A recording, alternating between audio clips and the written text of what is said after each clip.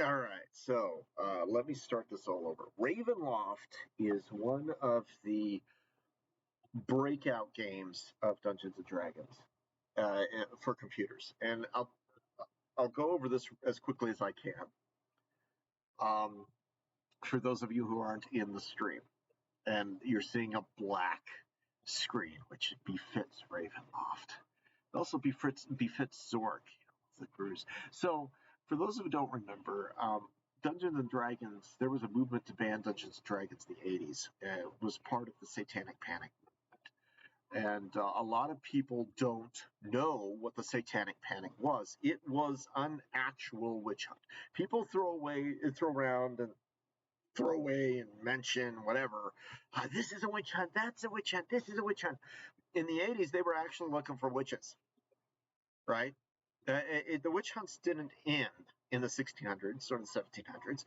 They looked for witches in the 1980s. It was a concerted effort by any number of special investigations divisions where neighbors were convinced that their other neighbors were witches and using children in satanic rituals. And you had psychologists, respected psychologists, using regression therapy to discover that kids were actually being abused, and they helped them remember this abuse. They helped them remember abuse that they implanted into the children's heads as suggestions. And the children were literally saying, oh, okay, whatever this man says, that's what happened. Parents were convicted on circumstantial evidence where there was no evidence at all that anything ever happened. So it was there was there was no anything, and this was so bad that prosecutors refused to admit that they basically violated people's rights. And only a few prosecutors actually came forward saying, okay, I was duped because I believed that the investigation was conducted properly, and I believe that the victims were correct. Only a couple of investigators actually did that. There were a couple dozen, I don't even want to say how many because I may get the number wrong. I know that there were hundreds of cases. I'm not sure how many convictions there were, but there were quite a few convictions. And it wasn't until just a few years ago that the last couple who was convicted off of the flimsiest evidence that you can imagine was actually released from jail. And the prosecutor still stood by his prosecution of mountains of evidence. And it turns out there wasn't any evidence at all. The prosecutor blatantly lied, like most prosecutors do. And that's the problem. And people were convicted of worshiping Satan. Somebody mentioned that they played Dungeons and Dragons. They were worshiping Satan. There's a reason why the Dead Alewives created Dungeons and Dragons, Satan's game. If you've never heard it, look it up. Dead Alewives. That's Alewives. I believe is how you spell it. Dead Alewives. Dungeons and Dragons. Listen to that. It sounds ridiculous, but guess what? It's only ridiculous because they use funny voices. You know, churches actually produced crap like what the Dead Alewives said. Like, you know, it's Satan's game, that whole introduction video type thing. So what does this have to do with Dungeons and Dragons and Satanic Panic? Well, Satanic Panic in the 80s basically killed a lot of role-playing, et cetera, et cetera, et cetera. Vampire the Masquerade tried to come out, you know, Cyberpunk, you know, and they were seen as like the rebels bought that stuff, right? I lived in relatively, as conservative as this area is, it was actually pretty liberal in terms of the conservatives who were really tight said, yeah, we don't believe in that. We don't believe you're worshiping Satan. But down south, they did. Um, So I lived in Colorado. Another big difference between Colorado and the actual South. But even then, there were people I knew who thought, "You better be careful. I hear that you can actually get involved with the devil by playing that." Crazy people, and people you thought were sane, they would say that to you. So it was very difficult for Dungeons and Dragons to actually stay in game stores. TSR experienced some profit, and they also experienced some book burning banning, basically. Well, SSI was a company that produced a lot of these gold box versions for DOS, very simplistic stick figure characters. They were not very good games, but people ate it up because, oh well, it's fantasy. Yeah, they say it's the forbidden fruit. They refuse to let us play with fantasy stuff. That's why things like Lord of the Rings were so awesome at the end of the 90s, because fantasy stuff was few and far between, largely due to the satanic panic that happened in the 80s and the whole decade of the 80s. Dragon Slayer was a great movie. People wanted a sequel, but you better be careful. Satan might get involved. So SSI produced Eye of the Beholder. That was really cool. First person view. You were actually your character fighting demons. Yeah! But it wasn't nearly as cool as Ravenloft. The reason why Ravenloft is so fucking cool. And I'm leaving that in there. I hope YouTube doesn't violate my swearing. So cool that because you were not only dealing with better graphics, and these graphics are really good for the 80s. I mean, seriously, they are fantastic, because a lot of computers, they needed to like double up tiles and stuff in order to make it work. But the graphics, the text was legible, the graphics were cool, the graphics were actually nice and crisp. They had different colors to them. You couldn't get this on any console. It was fantastic work, and you were in the land of evil. The land was so evil, it tortured you if you were good, and tortured you and kept you alive. Well, if you were good, you were tortured and murdered. If you were bad, you were tortured and kept alive to continue to feed the thirsts of the land for more evil. So if you were like a paladin and you go into Ravenloft, it's you're saying you have a giant neon sign above your head saying "kick me," right? Unless you're an evil paladin, but don't quite know it. So Ravenloft was literally like you dealing with the Desians of hell and fighting against the hordes of evil. The exact same thing, that would cause people who were involved in the satanic panic to go nuts, right? Ravenloft! And Ravenloft was such a stellar game. Granted, it came out 90s, right? But it's still pretty close to the satanic panic. A lot of people are still believed in that crap. Ravenloft was such a stellar game, they had it right there on the computer when you walked into the software store. And it was a high budget game. And yet there's still some things in Ravenloft where you're like, oh, come on, you could have gone one step further. But I mean, they sort of did go one step further with the sequel to this game, which is Stone Prophet. So this one's Strahd's Position. Sequel is the Stone Prophet. And I believed SSI wanted to do another Ravenloft game, but then they did Menzoberranzan. That's how you pronounce it. And then they did Dark Sun, and they kind of got distracted from doing the third Ravenloft game, and they wound up not finishing it before they went under and lost the contracts with TSR, which is a real shame. because I like the idea of carrying characters over from one to another. Get this, you can use all the characters that you make in one and bring them over to the other. You might not keep your gear, but you could still wind up. Now you're also going to notice that I'm going to legitimately cheat. By legitimately cheat, what I mean is when you create your character, they don't force you to keep the stats that you roll. And this is Ravenloft. And although Menzo Baron Zan is a lot more difficult to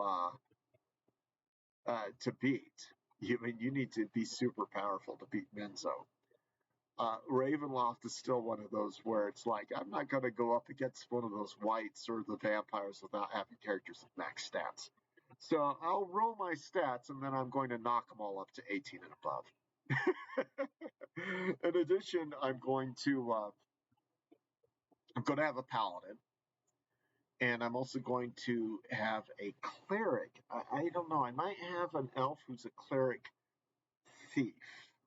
I might go ahead and do that. So, because you really need to open doors and everything. Except I think that there is a thief character you pick up. Maybe I should look at a guide. I can't remember. But, having two clerics is, like, really important. And having them at max stats is super important. And the NPCs you pick up do not have max stats. They're usually pretty trashy stats. So I definitely need a paladin for laying on hands and for the tankage and everything. And the term you use now, tankage. Back then, it was just being a warrior. You need a bruiser. You need a warrior to handle it. So, thank you for listening to my introduction. 12-minute introduction. Dear God. But I wanted to explain this game, and I wanted you guys to appreciate why I'm playing this game, and I love it. And I hope that you understand why this game was great when it came out, why it was special, why it inspires so much more, because the game goes up so far then stops. As Stone Prophet, they go a little bit further and then stops. Like there are a lot of things you could have done. So another thing about this game, I can't remember if I mentioned it in this particular recording. I know I mentioned the previous one that I discarded. I'm going to be saving a lot because it's a DOS game. It's a game from the 80s and 90s. There are things that you could accidentally do that will screw you. So I'm also not going to record the parts where I'm farming enemies in order to get health. If you want stats for characters or whatever, you can look it up in the monster manual.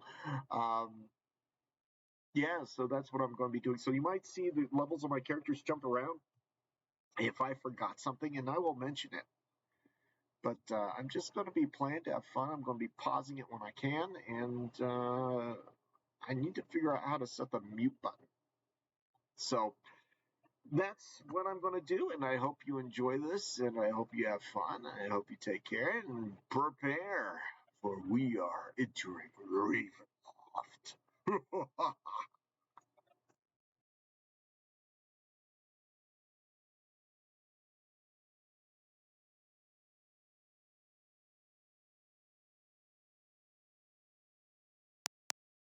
Having recently returned from patrol, the comrades of Lord Delt walk the corridors of High Hall, approaching the quarters of Elturel's sovereign lord.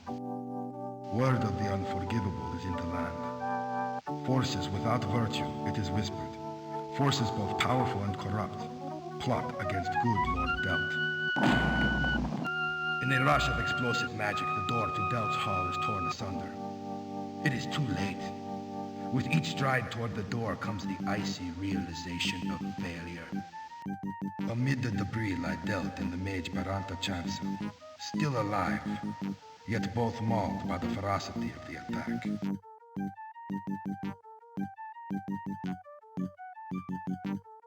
Thank the gods you're here with us. By helm, if only a moment sooner. The assassin who sought our lives has failed, but in his hand lies the holy symbol of Helm, the amulet torn from me as we fought. The cutthroat moves quickly toward the forest beyond the castle. Stop him and retrieve the amulet. Go now! A vow to Helm is sworn in Delt's presence, and the quest begins. Never shall the Lord of Elturel see his comrades again, until the amulet is safely in their hands. At the gate, an order to raise the portcullis is given. It ascends all too slowly for those whose blood seethes with anger over the assault on Lord Delt.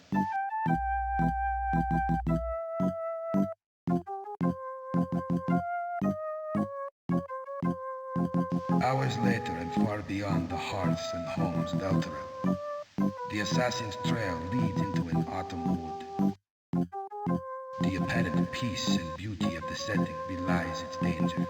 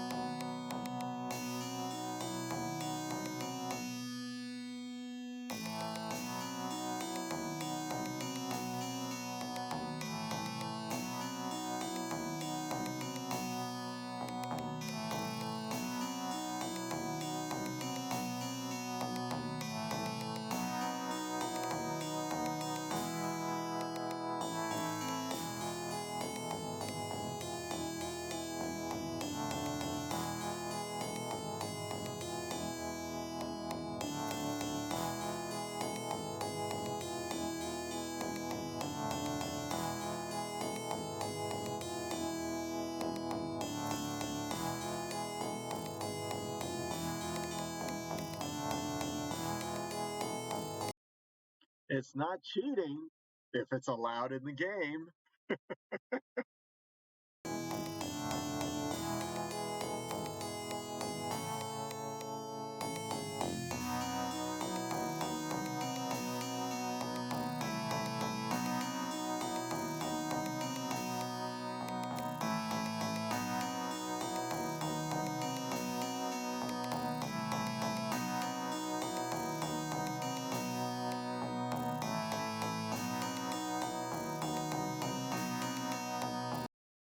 And seriously, I'm not going up against the main board with a measly 30 hit.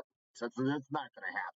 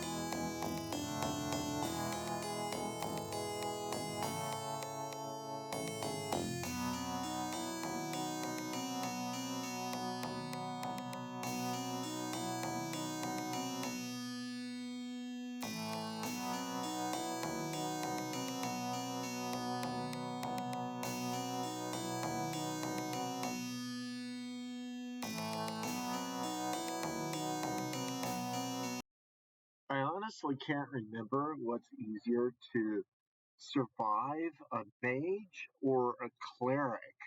I mean, clerics got that those protection spells, but mages they've got the fireballs. But I think I get a mage later on. Oh man, what should I pick? I know I played all sorts of combinations before. Rangers were really good, but I mean, I need to make sure. Maybe I should do thief, and I can get. Well, no, I need heals. Um, so God, see, this is the problem. Is that you need a paladin, and I know you get a cleric thief later on. She's from the Japanese expansion set, which never really took off, despite the fact everybody I knew loved it.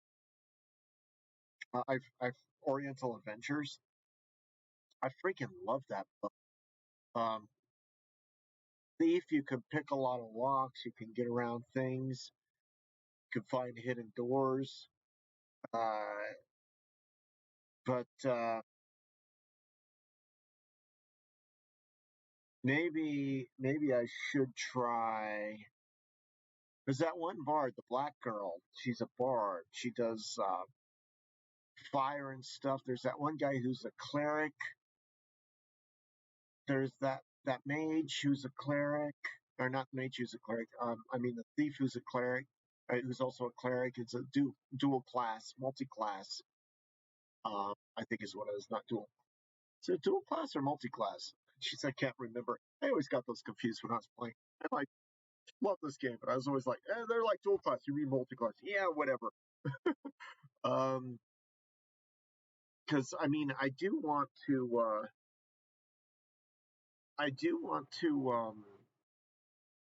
find things and open secret doors, but I need to survive getting my butt kicked. And Ravenloft kicks your butt. You know, even if you know, it's like people talk about Dark Souls. Ravenloft is the first Dark Souls. Dark Souls is really not as hard as a lot of games that I played in the 80s and 90s. So, I mean, what should I play? Yeah, if I had a four-sided die, I'd roll one. Now, you know what?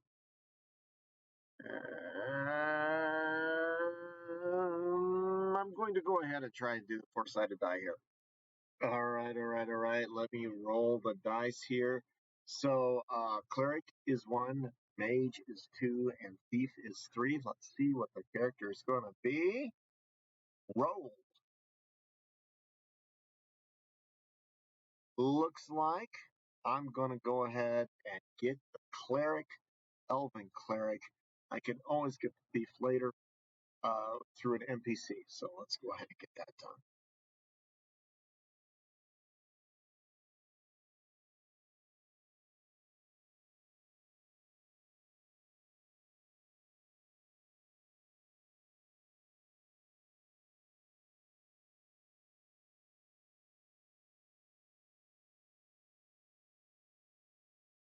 Sure here. All right. Let me mute myself.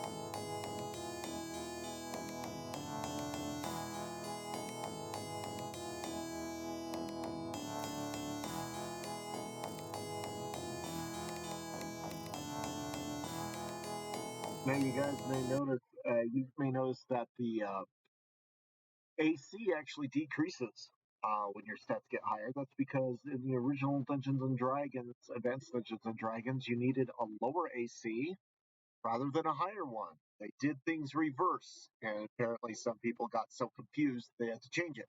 I think that people who are that confused over a simple number should not play because they don't know how to play. Dear God. Okay. That's probably me gatekeeping. I always found out that, th- some character sheets actually had a little math thing. They'd say, do this for this number. So even if you got confused, I mean, sometimes I get confused. I just look at my little math thing. Um, but it is true though that, but maybe it has nothing to do with the numbers. But when they change the system to make it more easily accessible, and acceptable, I guess, uh, more easily accessible when it got too easy to, you ran up with people who didn't know how to creatively think. And, I'm the type of person that could take a level 1 spell and wipe out 50 people with just one level 1 spell because I knew how to properly use it. You wind up now with people who have like 10 copies of Fireball and they manage to kill 2 enemies and like get on. So, I think that if you force people to spend the time to learn something that may be tricky, then those same people are like, okay, listen, it took me a long time to get this straight and it was a pain in the butt, so I'm going to make sure that I know how to do this. I've found that maybe my anecdotal evidence is incorrect, but I also believe that anybody can be taught how to deal with 2-hit an armor class of 0. Just subtract, subtract the number from 20, and that's your highest rated number. Now, like I said, character sheets that have the actual AC of the gear that they have, and then there's a little math thing, and then you get the roll of the dial. Say roll needed to hit you. Okay, so those were easy to do, but who knows? And don't think that I'm like a stats whore. It's the only way to describe it because I've played games that are so heavy into numbers that are just like no. And looking at you, Rollmaster. Rollmaster was a role playing system. Yeah, I'm definitely looking at that when I mention that. It's almost impossible to play.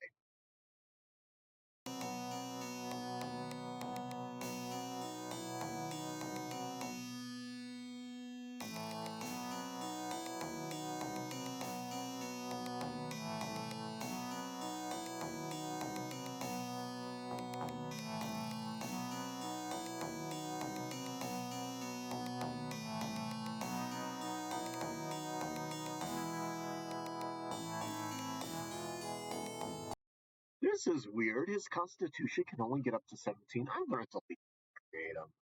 Come on, let me make sure that this is the way it's supposed to be. Elf, cleric, because I rolled the number. Awful good. Tubby McTubtubs. Edit. 18. 19.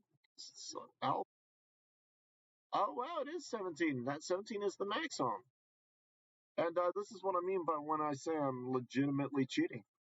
The game lets you do this because it's daring you, saying, "This is Ravenloft. You think stats are going to help?" I actually do, but they just make it so it's playable. I've played this game with naturally rolled stats before, and I quit for a reason. You don't have a dungeon master who knows the ins and outs of every second edition rule, and it's like, no, I'm not playing with naturally rolled stats. That ain't happening. That ain't happening at all. All right, so go ahead and keep this. Those are actually nice stats, I think. The maximum stats. But let's see if we can raise them a little bit more while we play. All right, keep. And Mr. Tubbs. Mr. Tubbs. I love you, Mr. Tubbs. All right. Now we get to watch the future, and I'm going to let the thing play. I think something happens. Oh, and so just I always fun little thing. I always considered the cat to have been the actual fortune teller. I think I'm going to stop the recording here, and I'm going to go ahead and begin the adventure with the next recording.